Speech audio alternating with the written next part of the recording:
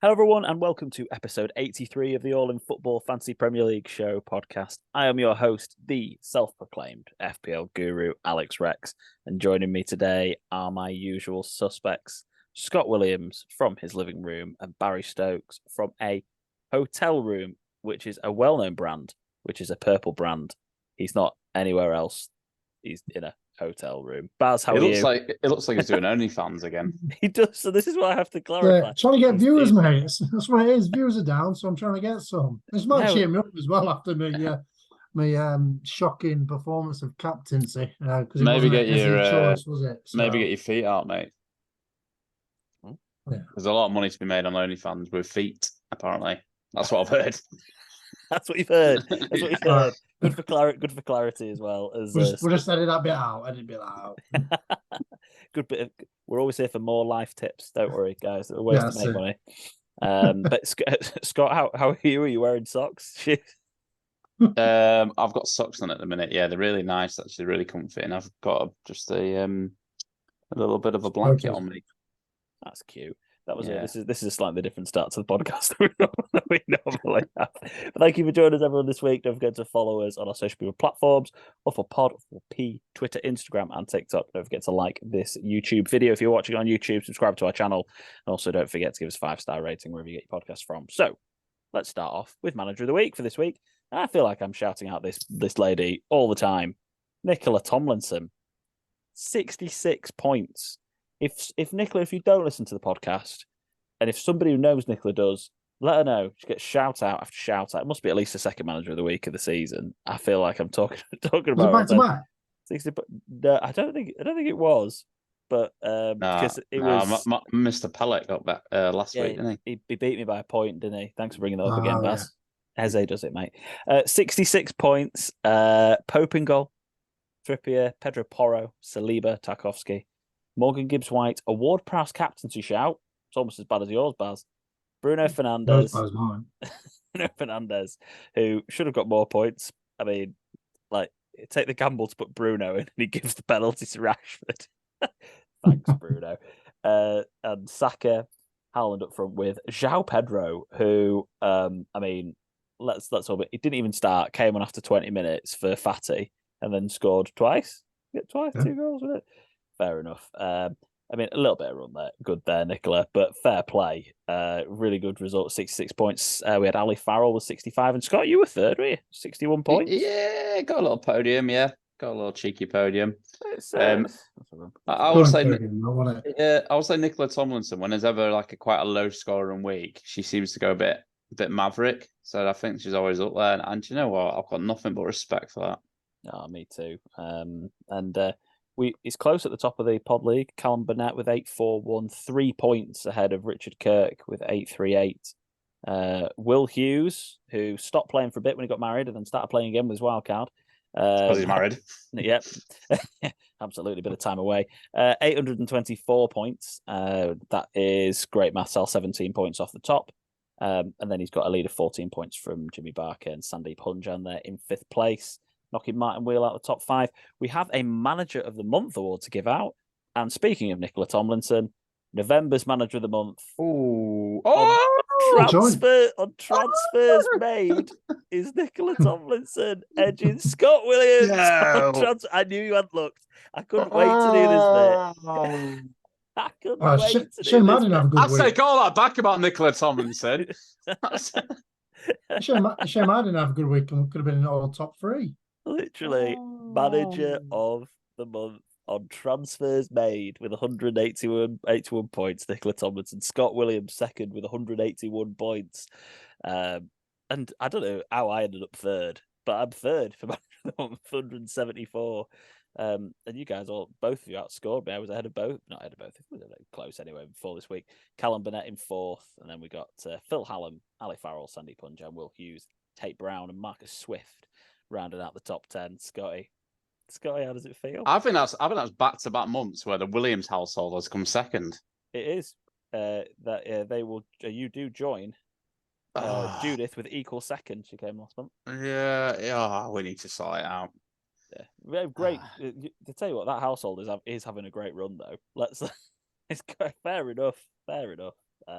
Yeah, Martin Wheel last month, October's manager of the month, with Jamie Rhodes in September, and at the beginning of the season it was Will Hughes in August. So you joined the salubrious group.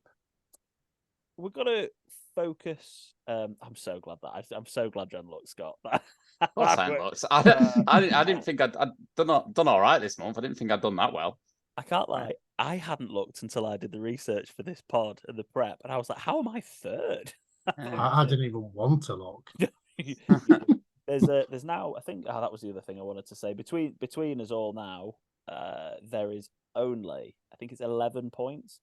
Barry on 765. I was briefly above Baz yesterday before the game. 765 for Baz, 764 for Scott, and I'm on 754. Yeah, 11 points between the three of us. It's really close. So exciting times for our league. Between the three of us, let's talk about fixtures, because we're about to get into one of the tightest times of the season. We're coming into December, and there is a real crunch of fixtures. So the teams that play in Europe, some of them have 4 fixtures within a 10-day period coming up. Those teams being the ones who are playing it not in the Champions League. So Liverpool, Brighton, Aston Villa, and West Ham. They've got some really tight fixtures. West Ham's over 11 days because their Fulham game is a day after. But yeah, there's a lot of fixtures to fill in. So it's about having a look at the teams that some potentially don't play in Europe and that have good fixture runs and that have a good talisman. And there's one in particular we will talk about in a bit. State of play for these clubs is also really important. So Manchester City play Leipzig tonight for when we're recording. They've already qualified, and they will win their group with a draw tonight against Leipzig, I think it is, because Leipzig's the only team that can beat them. Even if Leipzig do beat them, then they only need a result in their last game, whoever that's against. I can't even remember, in the Champions League, to still come top of the group. So we're not super worried about Manchester City rotating players. Arsenal top of their group and look like they're going to go through as well, relatively comfortably. I think they need one more result. Man United are the team that really need to. Well, they have to beat Galatasaray tomorrow. Really, they can still weirdly go through even if they draw, but then beat Bayern Munich. But it's still they've got real pressure.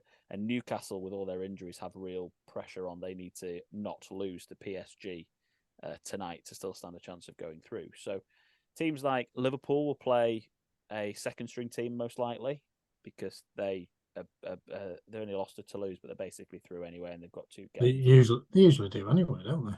Yeah, this is what I'm. Then, but teams like Brighton and Villa, they won't field most. They'll field like a mixture of a team, and so will West Ham.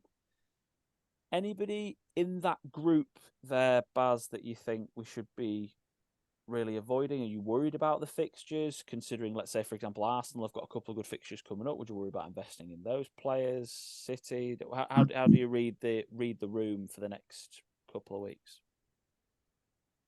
I think with Newcastle injuries, I think the team near enough picks itself. Aston Villa don't really rotate as much, so I don't know if Emery might do that. I don't know, but by looks of it, I don't think he will. But with Aston Villa's fixtures turning, you probably won't be getting on them, and you'll probably be looking at getting out, especially with Cash not returning for so many times. And I've already got Diaby out, and I'm probably going to keep Watkins because there's not really that lot of strikers that are really banging form, and I think he is. Do you think it's not worth, like, in that sense? Do you think it's like not worth a minus? Because I think a lot of people have got a lot of like injuries at the moment. There've been a lot of defensive transfers, midfield transfers this week. They say Diaby coming out, those sort of players aren't returning, whereas Watkins still seems to be occasionally returning, and also to take him out, most people would have to take a -4 normally, considering the amount of other issues people have got. What would you say if someone had like a free transfer? Because I mean, I wouldn't take him out for a -4, but what do you think if someone had like, transfer in the bank? Would he still be an option to take out? I think due to obviously quite a lot of fixture swings that we'll touch upon, you're probably looking at prioritising them more than getting rid of Watkins, to be honest, because Watkins is a player where I think he looks like he's going to score. And obviously, you want that from an FPL asset, especially with Villa creating chances as well. So I'd look elsewhere and probably go for a midfield option because there's that many different options to go for. Scott, your touch on like West Ham for an example here. So they've got a really tight fixture run. They don't have anything more than a 3-day break between fixtures now until Boxing Day, well, 27th or 28th. What do you think of Bowen as an option if he is potentially carrying an injury? Would you look at getting off these West Ham assets? Because a few people have got a couple. Nicola Tomlinson with Ward-Prowse, for an example. Yeah, I wouldn't want to be holding two. If I'm in that position, I'm probably, if Bowen's flagged again, see if he plays midweek against TSC, whatever the hell they are. But yeah, it's one to keep an eye on, because even if he's flagged, Crystal Palace at home is a nice fixture. I'm not going to be rushing to get him out, but it's a tricky one, because I'm probably not doing too much drastic if I'm in Nicola Thompson's position for that Palace game, because again, like I say, it's a nice fixture. And then you've got Spurs away, Fulham away, which are obviously a bit trickier. I probably wouldn't want to have two assets then, so that's probably when I'm looking at probably getting a James Ward-Prowse out, because Bowen will no doubt be back. If he isn't and he's set back for any reason, then yeah, I'd take Bowen out and keep JWP in. But yeah, again, I wouldn't be sort of scrambling and panicking. They're doing all right, West Ham. They're having a decent season, to be honest with you. But yeah, that's how I would look at it. And just on the other point about strikers, yeah, Watkins is doing the business, and it's not like there's anyone else that's absolutely just caught flames and you're like, crap, I really need to get Gabriel Jesus in because he can't miss. No one else is doing that at the minute, so quite happy to stick with Watkins. Don't blame you at all. I think I'd agree. Again, if I had two transfers and I had the luxury of using one, then maybe I might look at a sideways move. But if not, then if I'm honest, if I've got the luxury of two transfers, then I'm probably looking at a sideways move in terms of goalkeeper. And I say that because a lot of people have still sat there carrying Turner. Some people will have Areola, and those fixtures aren't great for defensively. Whereas like Areola rotates really well with potentially a Neto, Bournemouth, but a Sanchez at Chelsea, or even a Leno at Fulham. So if you're looking at if you've got a transfer that's free to use and you've got a tiny bit of money in the bank to move from Turner to one of them, then I would, because I also wouldn't be surprised. We're going to see it. We're going to be really annoyed 1 week during this period. Just be ready for it, because it happens every year. There'll be one of these game weeks you'll get loads of rotation. And that's why, again, we need to look at teams where we're almost guaranteed starts for who we're bringing in. So without further ado, let's have a look at the teams that have decent fixtures and are not in Europe. There's one team in particular we need to look at. They do blank in game week 18, but it's Brentford. So Brentford have Luton at home, Brighton away, which is, I think it's an anything game, isn't it? Sheffield United away, Villa at home. So we all know what Villa's away form's like compared to the home form. They are blanking a game week 18. Then they've got Wolves at home, Crystal Palace away, and Nottingham Forest at home. And in the midst of there, they probably will have a double game week. The extra fixture is Man City, but it's just a free hit game anyway, isn't it? Let's be honest. So they've got a really good run of fixtures over that period of time, and one man sticks out quite obviously, and that man is Mr. Mbeumo. Yeah, Pinnock as well. Is Mbeumo. So over the last 6 games, he's got 2 goals and 3 assists. He's got 38 points. He's 7 million. He plays every single minute. He's got 21 shots, 9 on target, 13 in the box. Expected goal of 2.83, and he scored 2 goals. Expected assist of 2.46, 3 assists. So like this performing around about his statistics. In terms of his XGI, he's in the top 4 and top 3 in the league. I think only Haaland and Salah have got more than him this season. At 7 million. Is it one of the most obvious transfers in this week that you're going to have this season if you don't have Mbeumo already? Or do you have different ideas, Baz, or is he plumb on your radar? He's on my radar, but I think there's obviously other options. Depending on who you're transferring out. If you've got a cheap alternative, then you're potentially probably going to look at probably a team that we're going to cover Forest assets. Maybe they're quite cheap, and obviously you got Morgan Gibbs White, Lang is obviously performing now as well, so they're potential options as well. But he's definitely on my list, depending on who I'm getting out. But I've already set my mind off. I'm getting Son out this week and putting Saka in. If Estupiñán wasn't injured and out for a while because I transferred him in like an idiot, and that's obviously probably where my downfalls come from. So if I didn't do that, then I probably would have gone. I would have got Eze in anyway. So and then I would have gone Son for Saka. Eze's out though, isn't he now for 5 weeks? Correct, yeah. So I might probably be transferring Mbeumo in. I think if you've got Eze and you could get to Mbeumo with that extra bit of money seems to make sense. But yeah, so Son Saka. Scott, what do you make of Mbeumo? And talk to me about Brentford. Yeah, Mbeumo is the obvious choice. He's been really impressive this season. When they've needed someone to step up for Tony, and he's done fantastically for him. He's one that, if, like I said, keep an eye on Bowen. If he's flagged and he's a risk for this week, that's your potential juicy fixture he's going to miss. Is a nice. I think they're both same price, so that makes sense, that move before Bowen's fixture starts to turn a bit harder. He's one I've got on my watch list. Yeah, thanks, Scott. Yeah, no problem. And what was the second part of that question? Something about Brighton. Just talk to me about Brentford. Oh, just sorry. Generally, no. Don't know where I've got Brighton from. Because they're playing Brighton in one of the fixtures. That's why I got confused here. But I'm more about other options. So, like, this has not really been performing. He's got one goal, and I suppose he's got 1 goal and 1 assist in the last 6, but it's not really been performing. Mopé obviously not. Tony coming back. Then you've got your defensive options: Pinnock, Collins, Flecken in goal. Would you look at anybody else? I think, and if you would, who would you pick? No one's jumping out, if I'm honest. They've been a bit of an inconsistent team this season, Brentford, and that's not to say they've done anything sort of bad or wrong. Like they've overachieved in the last, certainly last season.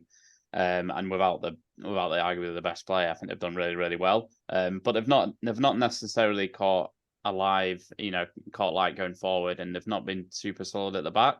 There's no one really stuck out for me, to be honest. There, I think Flecken's a decent keeper, but again, he's not really keeping clean sheets.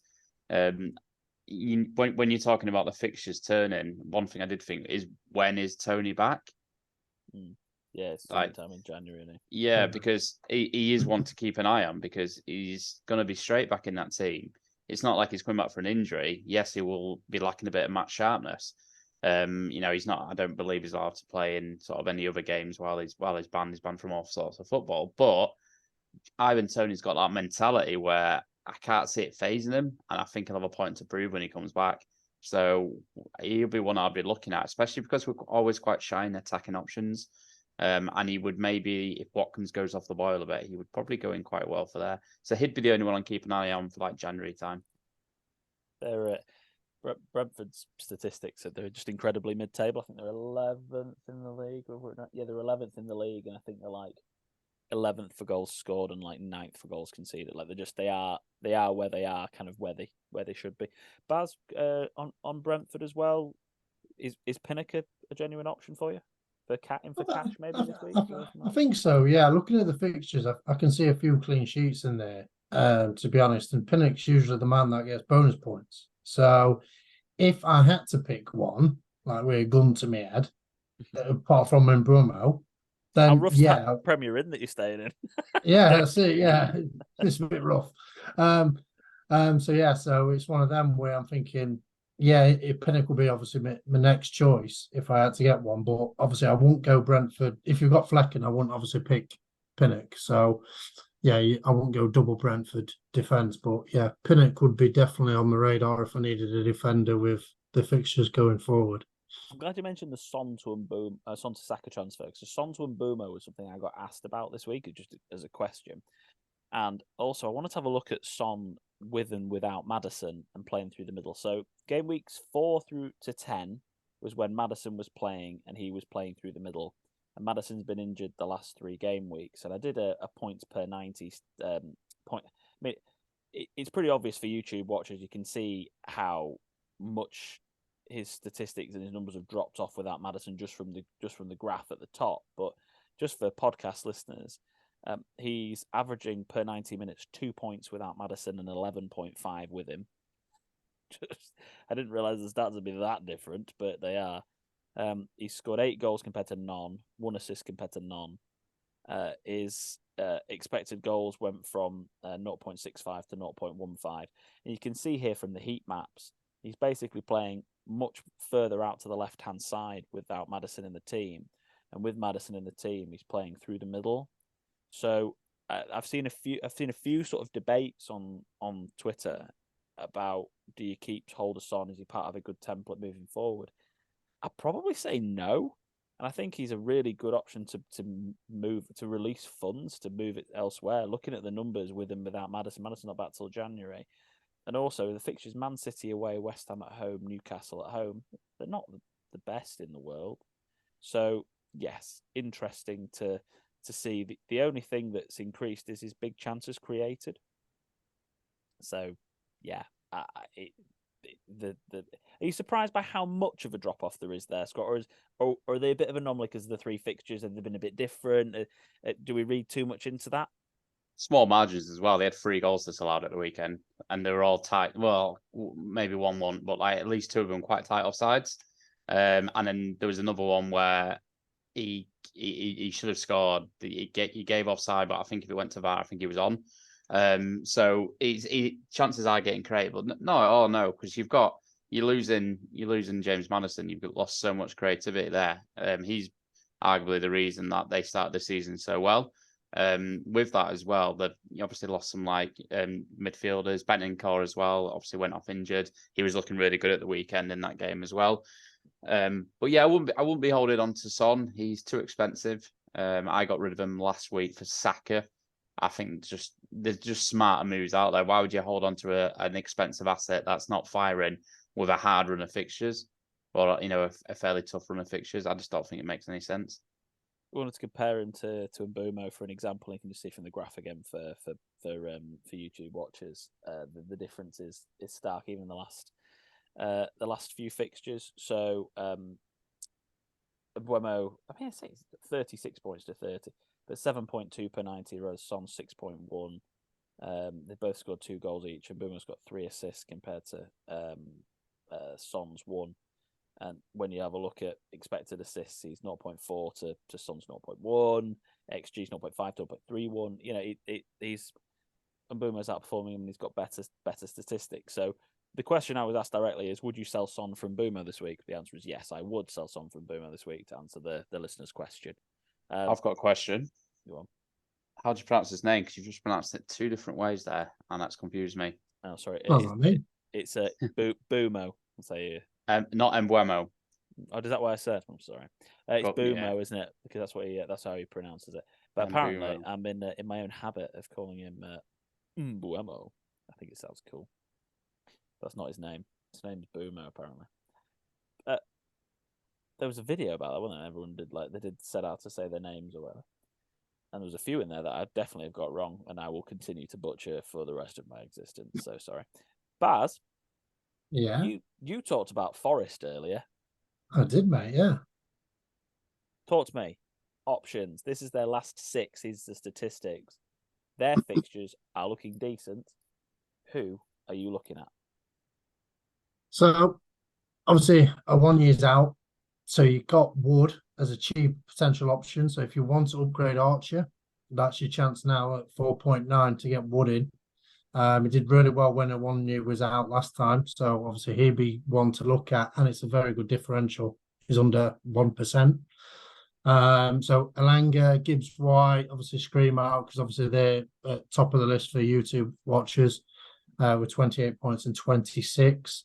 But Toffolo, I was surprised on that defensively. He got quite a few assists quite recently. And you wouldn't think that with defence. You'd think Serge Aurier would be up there, but obviously he hasn't really been playing because Anya and Toffolo have been keeping him out. So with the run of fixtures, I know they haven't been winning games. I think it's 1 in 9 they've got, and they're saying Cooper's under pressure and he's linked with Palace. It's like, wow, okay. Is that Yeah, have you created that rumor, or is that an actual rumor? No, it was on TalkSport earlier, hence why I'm on the road and I listen to TalkSport. So yeah, there'll be a lot of TalkSport drops in. But yeah, they're saying he's under pressure, but obviously how Forest have been playing and beating an informed Villa. I know Villa obviously played away, but obviously Forest look good going forward. But defensively, I wouldn't be jumping on defensively, but definitely Wood, Alanga, and Morgan Gibbs-White would be a very good short-term transfer in for a 3 or 4 game week punt. Everton at home, Fulham away, Wolves away, Spurs at home, Bournemouth at home, all the way up until game week 19, which is one of the probably prime opportunities to use your wild card if you haven't used it yet. I've been studying this quite a bit, still having my wild card to use, trying to gauge the next best time, and I think it's quite easy to navigate the next few game weeks with free transfers, -4 if you have an issue. And then, when it comes down to game week 18, from your blank game week, you can sell whoever you want to. If it's a Haaland or an Mbeumo or whatever, you can sell whoever you want to there and then you can get them back in 19. But yeah, I think in terms of short term punts, I don't mind it. The statistics between the two of them, which is you're going to see me do some live manoeuvring here on my fantasy football hub. If it lets me delete Son, it's going to let me delete Son. No, it's there. Just what you're doing at Harry Toffolo, by the way. Another one of them players that learned everything he knew at Glanford Park. And another one that had a betting scandal. Yeah. God, they love a betting scandal, don't they? Honestly, did him and Tony? No, I think they kind of were similar times. Actually, they played for us. They were when we were like Championship League One. So yeah, I think they were just going to the bookies, aren't they? They were betting against Scunny when they weren't playing. That's what they were doing, weren't they? Yeah. But just in terms of statistics, they're 36 points from Mbeumo in the last 6, 23 for Gibbs-White, 2 goals versus 1, 3 assists versus 2. Expected points. As you go down, the statistics are all in favour of Mbeumo, except for just chances created and just crosses. So if you have got, and that's also outcome related as well. And I think they're both on penalties. So if you can afford him, it's Mbeumo, but I don't mind Gibbs-White. Elanga as well was relatively similar from what I can remember. Yeah, again, behind on all of the statistics except for big chances created. So, again, to answer that question, would I be going for Mbeumo over Elanga and Gibbs-White? It's a yes, but if you've got Gibbs-White or Elanga, then great. I think they're fantastic differentials. You could, like Gibbs-White last week and Elanga, you could run quite good. Any final points on those guys, boys, before we move on to the boring big teams? No one else. Well, let's talk about boring Arsenal, shall we? Right. So, can't score as many goals, can they, this season? And that's backed up by their statistics in the last 6 game weeks, where Zinchenko and Saliba are their top scoring players. Arsenal's fixtures are they're obviously Brentford, the game which is gone. They've got Wolves at home and then Luton away next 2. So you're looking at Saka, Baz. You've got Zinny. Yeah. Good move. They're not very exciting, are they, Scott? Talk about Arsenal this season. Do you agree with Carragher in terms of goal scoring? They can't win the league with all of that, with those numbers? Because I'm sure you watched Monday Night Football, the analysis they did. Yeah, I watched a fair bit of it. They've not been as exciting this year. I've listened to a couple of interesting things. So I listened to the on the way in from football on Monday. I listened to, it wasn't TalkSport. I can't get TalkSport on my car. So it was the Yaris doesn't do TalkSport. Don't do it. Don't do DAB or whatever. Yeah. So I had the Monday Night Football Club or whatever it is on. That's a good listen. 909. Though. I like that. It's good. It's good. I like Mark Chapman and the other guy, and yeah, unfortunately got Chris Sutton on. But anyway, They were quite interesting, and I'm trying to remember the point I was going to make about what they were saying. That was it. I don't think we are giving maybe Arsenal the sort of the respect when they deserve compared to last season, because last season we didn't expect them to be up there doing it, and they're top of the league. They're top of the Premier League, and they've had some tough fixtures. I know we're getting to that point where nearly everyone's had similar fixtures, but they've had some hard games, and they're grinding results out by not playing well. And I think it was Gary Neville that said he's got more confidence in winning the season because they weren't able to win games last season when they weren't playing well. They were losing them games. This season they are. They're nicking it 1-0. And they're looking really solid at the back. Really, really solid. They've got that, like I said, they've got that 4 now. They've got Zinchenko, Saliba, Gabriel, and then Tomiyasu, Ben White, whoever. And there's a lot of chat about the keepers, but he did look. I mean, Ramsdale looked very dodgy at times at the weekend, but he kept a clean sheet at the end of the day. And they seem to have that togetherness about them. Like they all went over to Ramsdale at the end of the game. They kind of knew how big a moment it was for him. So yeah, if I was looking to invest, I would look at Saka. Like I said, I brought Saka in last week. I've been burnt a lot not having Saka in, especially when they have a good run of fixtures, because he always seems to return. He obviously returned, didn't particularly play well, got an assist, got 2 bonus, got a clean sheet, ended on 8 points last week. And that's without him particularly playing well. So I'd be looking at maybe a Saka, but definitely looking at doing what Abaz has done there and getting a Zinchenko in. Or any of that back 4, really, because they look dangerous, them centre backs at corners at times. But yeah, they're doing well. They've not particularly got into like 3rd, 4th gear yet, and the top of the league. So fair play. I think really good analysis there, Scott. I enjoyed that, and I've had Saliba all season. He's been fantastic for me. Good move from Baz, I think, to get one of the defenders in. Zinchenko obviously is a bonus point magnet when he plays. Sometimes his minutes aren't exactly secured, but like when he plays, he's probably the best option, isn't he? What do you make? Just sticking on Arsenal for a second. Do you think the lack of Ødegaard has really made a big difference the last few games in terms of creativity? Because he's obviously been carrying a bit of an injury this season, and also hasn't featured. Do you put a lot of stock in the fact that he's not been playing and that's been making him less creative, Baz?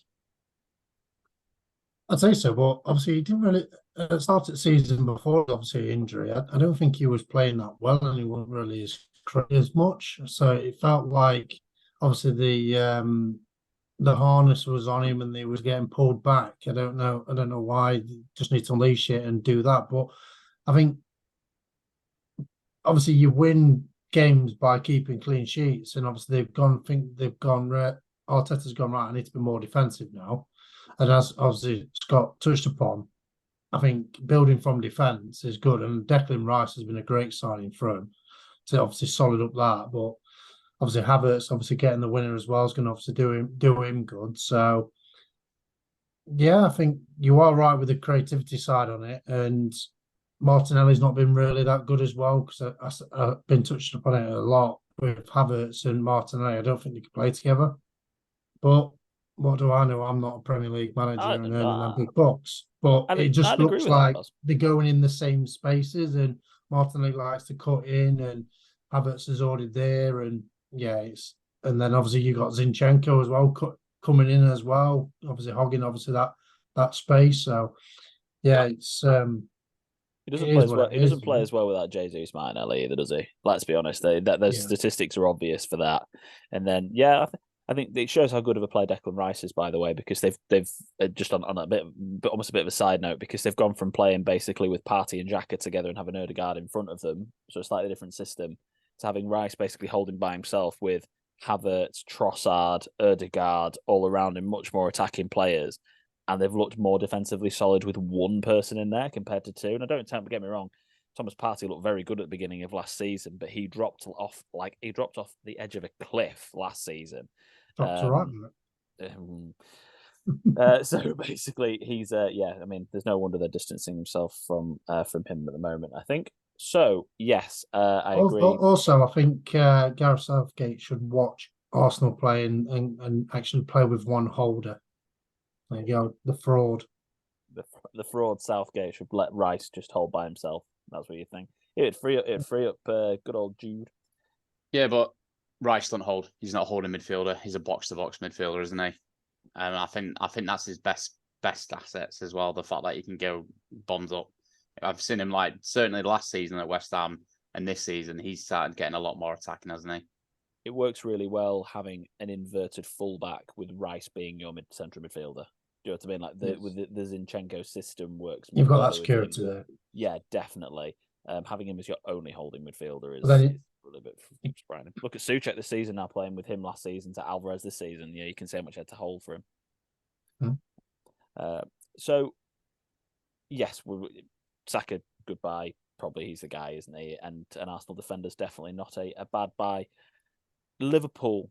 So, is it time to buy Trent? I've got to ask the question. I've got to ask it. Is it time at 7.9 million to invest in a defensive asset of Trent Alexander-Arnold with Fulham at home, Sheffield United away, Palace away as their next three after he scored a very, very good goal against Manchester City, to be fair? What do we think? Scott's face is telling me what he thinks. Who's asked that question? Or a lot of listeners. I actually got one on Twitter. Been drinking, I don't even know. No, I wouldn't be buying him at 7.9 million. He did well to get the goal. He had a horrendous game, I thought, up until that point. Doku had him on toast. So yeah, he's not looking great defensively. Has he ever looked great? I don't think he's ever looked great defensively. I think we always say this, we have him in for his attacking returns. Yeah, he's a complete opposite of Wan-Bissaka, isn't he? Like, if you could merge those two together, that would be like such a great player. What a great shout! You're so right. Like, Wan-Bissaka one-on-one defender's amazing. You give him the ball, and he looks like me playing 5-a-side with the ball at his feet. it's absolutely shocking. But he's the best one-on-one defender in the league for me, Wan-Bissaka. So yeah, I totally agree with that, Scott. So it's a no from you on Trent. Yeah, I don't know how you've got 7.9 million for a defender. I don't know if you find yourself just there with 1 hour to go before deadline and gone, if I get him out, I've got 8 million. Do it, but I don't know which world you're living in.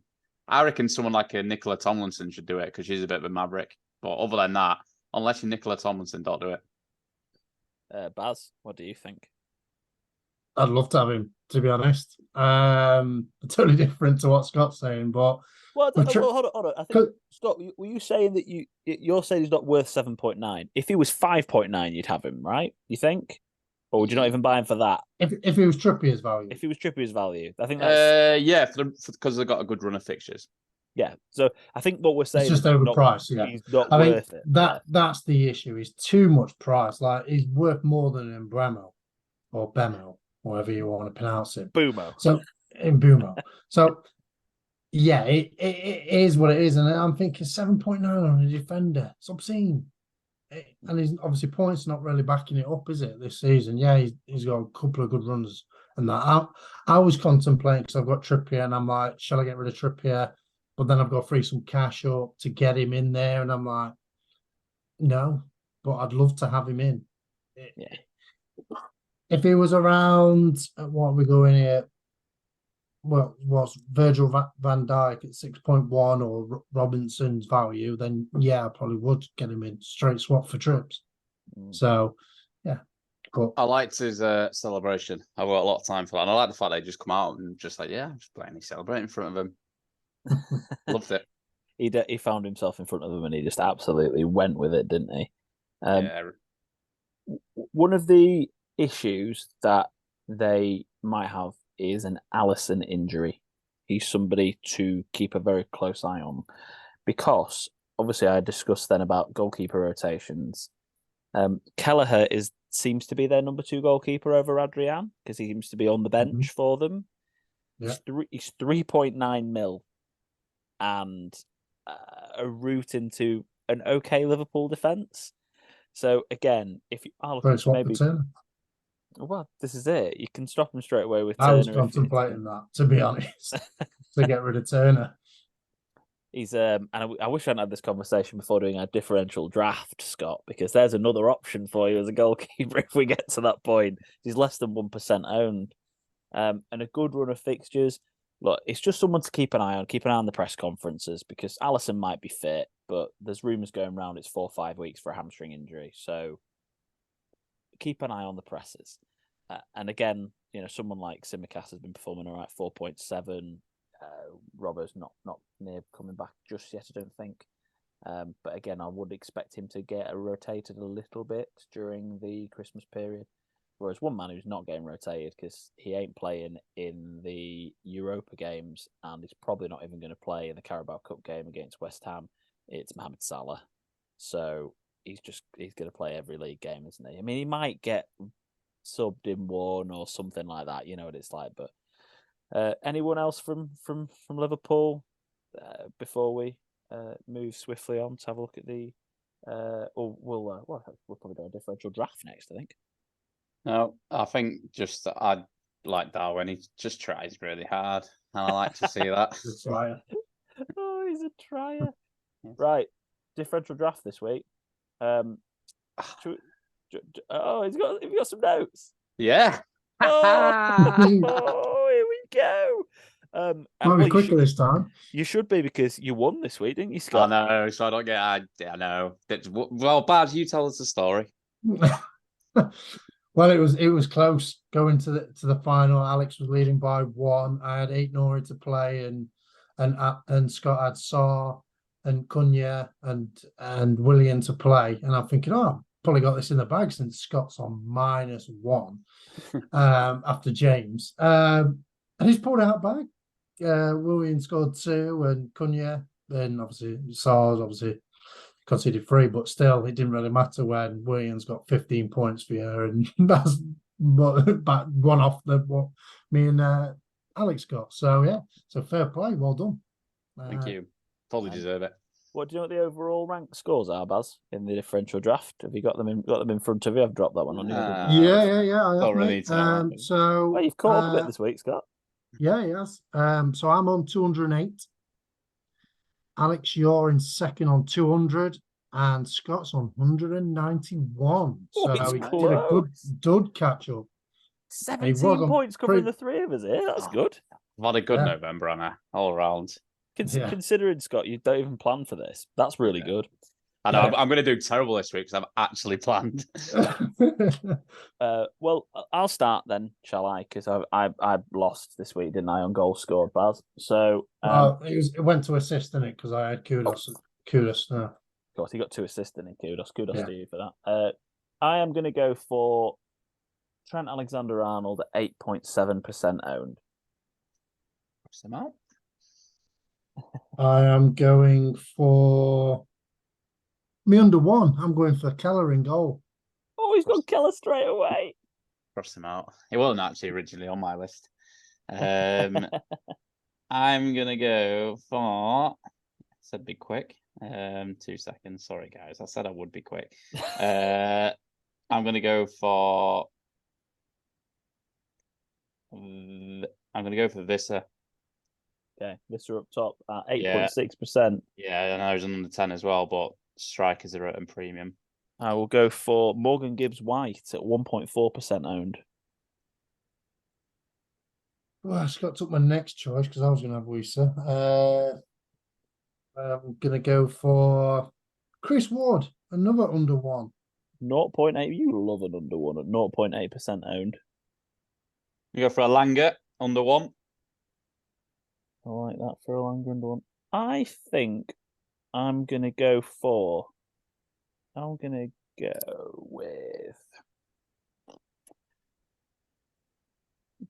go with Trossard at 2.6%. Yeah, with Trossard. Going to gamble he plays. I'm going to go for Bernardo Silva. Oh, Bernardo Silva, home to Spurs. I like it, Baz. That's someone who wasn't on my list. Oh, I've realised I've selected probably the wrong striker there. You can only have one striker, can't you? Yes. Yeah. Yeah, no. Well, who's the striker out of interest? I know Alex has got to pick, but Jesus. yeah. I've got my other striker lined up, to be fair. I'm gonna go for Doku under 10. They got Wiesel under 10. You got this under 10. Sorry, of course I have. Let me do all that. Apologies. I will then change that to a we'll go Kudos under 5. I'm going to go with the best defence in the league, and David Raya at 4.4%. Well done. I'm going for You're a goalkeeper and a defender, aren't you? oh, me. No, Oh, just or you. You do, yeah. You're Yeah. just in general. Yeah. I'm going for my under 10. I'm going for my man, my favourite guy who transferred it in, Zinchenko. Lavazini at 9%. I'm going to go for a Sufel. 3.9%. Lovely. And I've got to go for an under 1% striker. So I'm going to go for Amdouni at Burnley. 0.2% owned. And I'm going for Thomas Souček. Do you know what? I thought you'd go for Souček as well, Baz.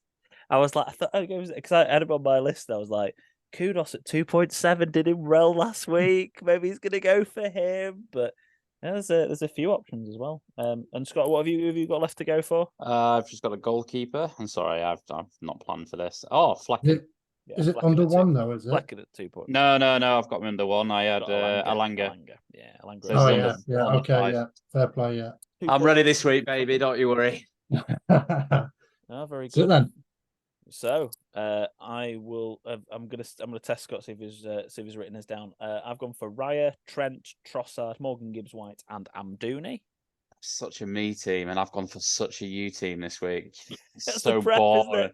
It's so boring on paper. Go on, Scott. I'll go. Scott. I've gone for Keller in goal, Zinni, Bernardo Silva, Souček, and Chris Wood up front. Yeah, I've gone Flecken, Sufel, Kudos, Alanga, and Visser. Wow, you have the most boring team, definitely. That's the first. Yeah. You're the man of the people. What's going on here? That's the last time I'm going to prep. Our captains and fixtures. So deadline's at 1:30 this Saturday, the 2nd of December. We've got, it starts off with a few 3 o'clock kickoffs. Arsenal, Wolves, Brentford, Luton, Burnley, Sheffield United. Then it's Forest, Everton, and Newcastle, Man U. 2 late games, both televised, which is nice for a Saturday night in for anybody. Couple of good games of football there. Sunday is Bournemouth, Villa, Chelsea, Brighton, Liverpool, Fulham, and then it's on telly is West Ham, Palace, and City, Spurs, which I will see the Chelsea, Brighton fans be a bit annoyed about that one not being on telly, I think. But there you go. We will look for captains. Well, I will say just before we move on to this next, just to captains, we've got there's midweek fixtures after this. So we've obviously talked about this before, but just to remind everyone, it's Prime. They've got every game on Prime, haven't they?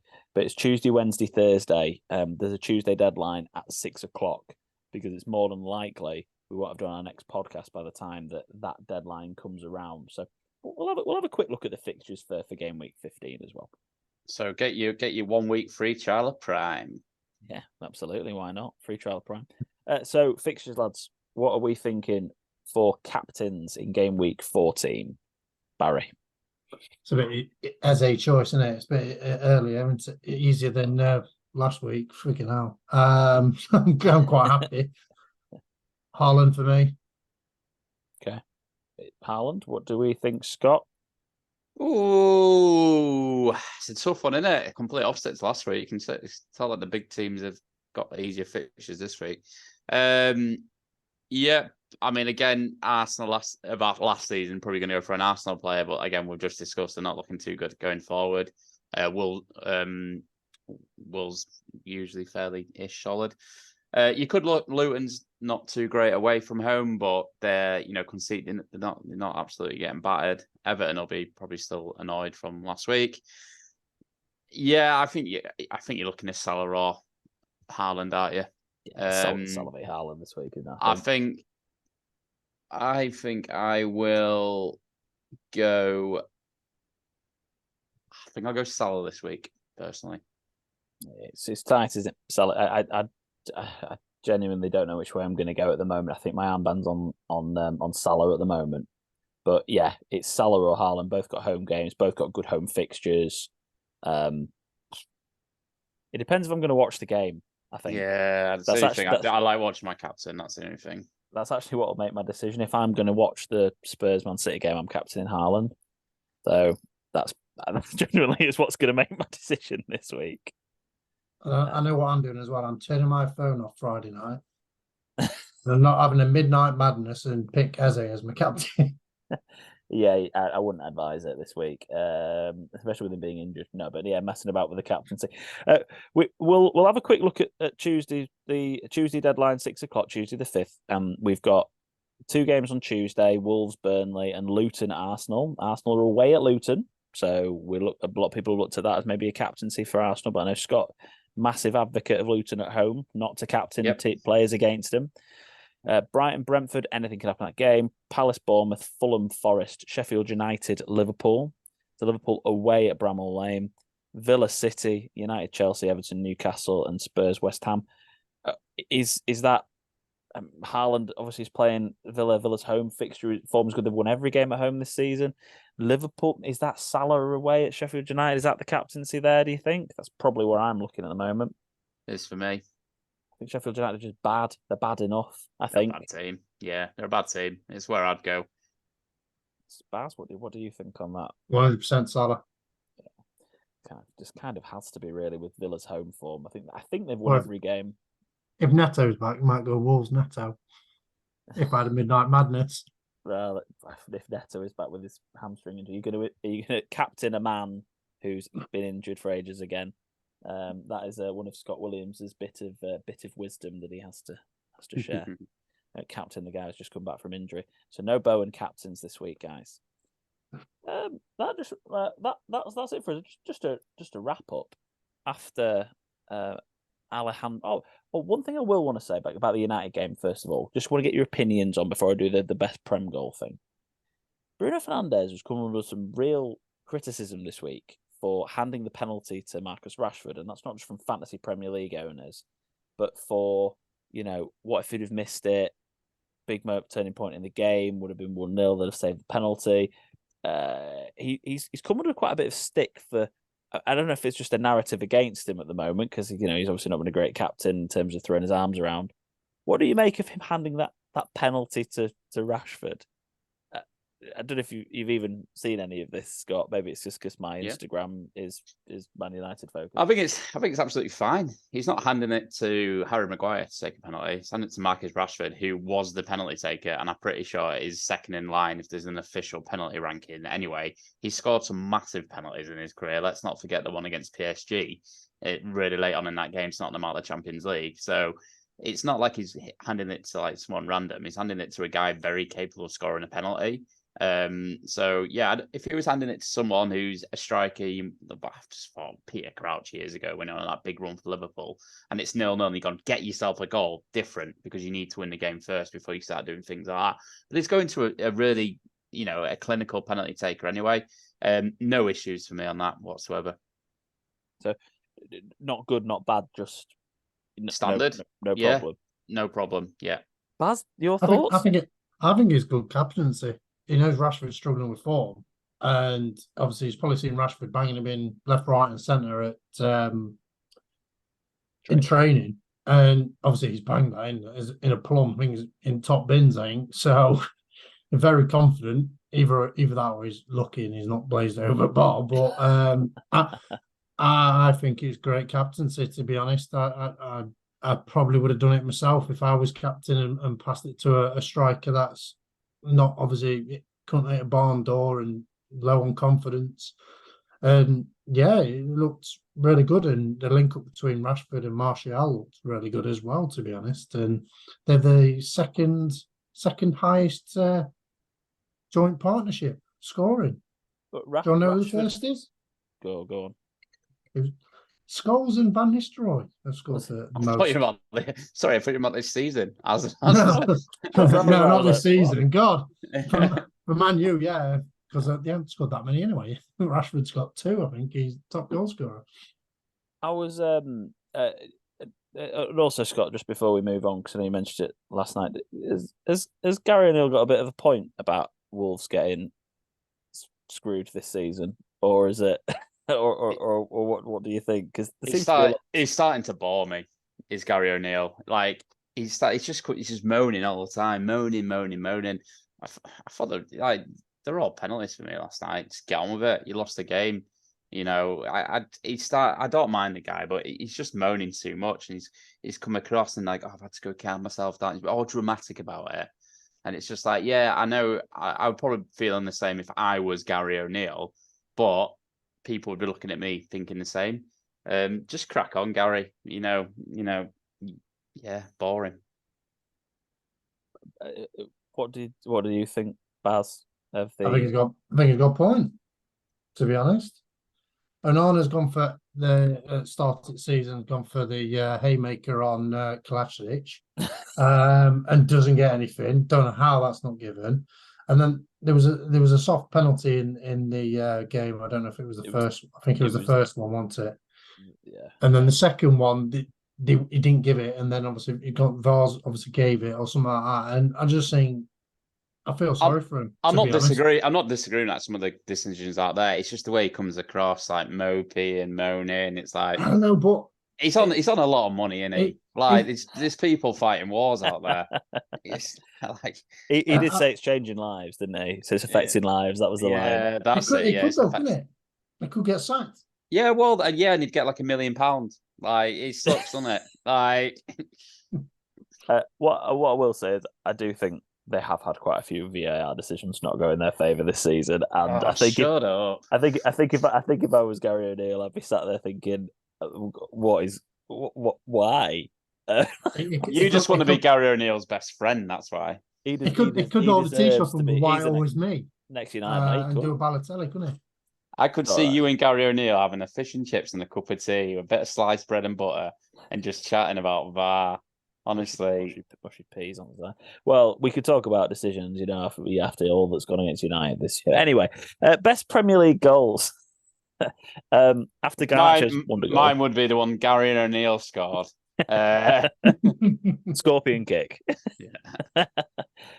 There's obviously been a load of amazing Premier League goals, but after Garnacho's wonder goal, I had to ask you guys, is there a goal specifically that stands out to you in the Premier League era that really that stands out to you? Like Scott, you had a few ideas. Yeah, just like when I think about goals, I like to see different goals. That a volley from outside the box is incredible, but ones that are a bit different. So the first ones that came to mind, I jotted them down. Paul Scholes scored an unbelievable team goal a few years ago, and then he had a couple where he volleyed it in from corners. Against Bradford, that was so good. 2 goals which we never saw, and then we saw in the space of a week. You've just mentioned it. The 2 Scorpion goals. Yeah, Mkhitaryan's wouldn't have stood now, but Giroud's and Mkhitaryan's goal, unbelievable. The one Cisse scored for Newcastle against Chelsea, where he's just unbelievable. Never seen that again. Emre Can's against Liverpool, like another overhead kick, unbelievable. The Arsenal Jack Wilshere goal. The team goal. Was it Norwich? Was it Norwich? Norwich, I believe, yeah. Because there was Kasami as well. That was a great goal as well. Fulham goal, yeah. Yeah, whipped it from the right. Guy just got bypassed because of Wilshere's goal.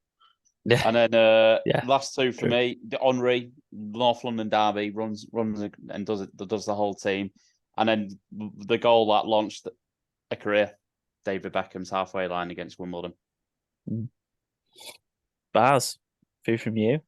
Well, I don't know. I can follow that. There's been that many. I think Beckham's, because obviously everyone now when everyone's trying, he's going to try and do a Beckham. Mm-hmm. That's obviously an iconic moment for him, and he obviously start of his career. I love Dennis Bergkamp's goal against Newcastle. Yeah. Yeah, that was the touch was unbelievable. I think everyone tried to obviously copy that touch to just flick it around the player. I know I tried it a few times and probably ended up snapping my ankle or something. Another one, Tony and Bower scored a few good ones, Annie. For obviously them Leeds fans out watching them. We're going to watch Leeds tomorrow, aren't we? Me and you, Al. So yeah, and also all the Swansea goals as well for me. Every Me Too goal you can see. Yeah, exactly. Ooh, call me agent. I think the only ones I could think of as SCN scored that worldie, didn't he? And then I love Drogba's goal against Liverpool when he banged it off the underside of the bar. But Di Canio's volley, that's one that we haven't mentioned. The kung fu one, yeah, that was unbelievable. Just ridiculous. And only because of, and as a United fan, the moment where Rooney's bicycle kicks, just because it's the Manchester derby in front of in front of all the United fans. That's Old Trafford, 1-1, and it's just the moment in that game. But actually, one goal that sticks out to me for that reason is Michael Owen's when Giggs' pass at 3-3 in the 97th minute, and he just slots it through, and Owen just takes a touch and thinks it's great. But anyway, whatever. I think there's some amazing goals in there. They could go for Aguero when they won the title. And it wasn't the best goal, but but when you talk about coolness in a moment, you've got to mention it because it doesn't get bigger than that moment. And then Balotelli that passes. It's an amazing just the weight of it and everything, the touch and finish. But yeah, some amazing goals in there. I think Di Canio's volley is something I've seen, but Giroud's scorpion kicks. It's just different. Like those are the ones that really stick out to me. Can you put your finger on one, Scott, to wrap up? Sorry, I've got off my list. Bars, put your finger on one to wrap up.